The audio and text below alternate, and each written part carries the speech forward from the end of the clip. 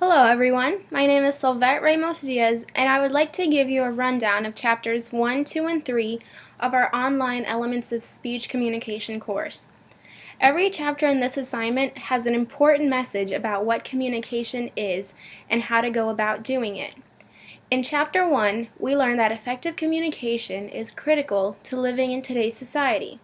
Communication occurs not just when people have face-to-face conversations, but also when people text, email each other, give speeches, and use social networks. The proper use of communication skills are imperative when one needs to get a message across. As the speaker, one must know one's audience in order to effectively express thoughts, ideas, or beliefs in a specific way that the audience will find relatable. Also, as an audience member, one must be willing to understand the speaker's perspective in order to have effective communication. One very important point made in both chapters 2 and 3 is that the human brain focuses on just a few things at a time. For example, if there is someone giving a speech, it is the speaker's job to keep the audience attentive and somehow get them to engage in conversation either by asking questions or giving their opinions or other information on the topic.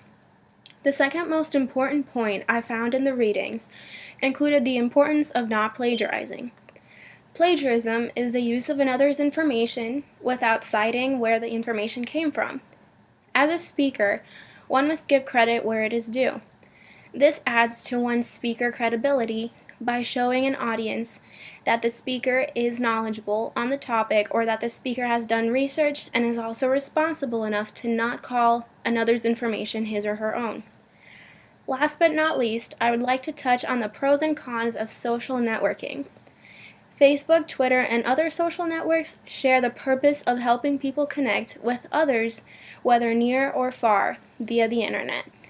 Sharing one's interests is now easier, and physical barriers to communication can be easily overcome. The biggest problem with social networks, however, is that face-to-face conversation is becoming less common. Many conversations are now electronic, such as text messages, emails, and statuses. Because they are now electronic, they are less personal. They are not occurring through physical human interaction. In conclusion, there are many aspects that one must keep in mind when communicating. Knowing one's audience and effectively expressing and explaining one's ideas, whether it's face-to-face or through using the internet, are keys to being a successful communicator.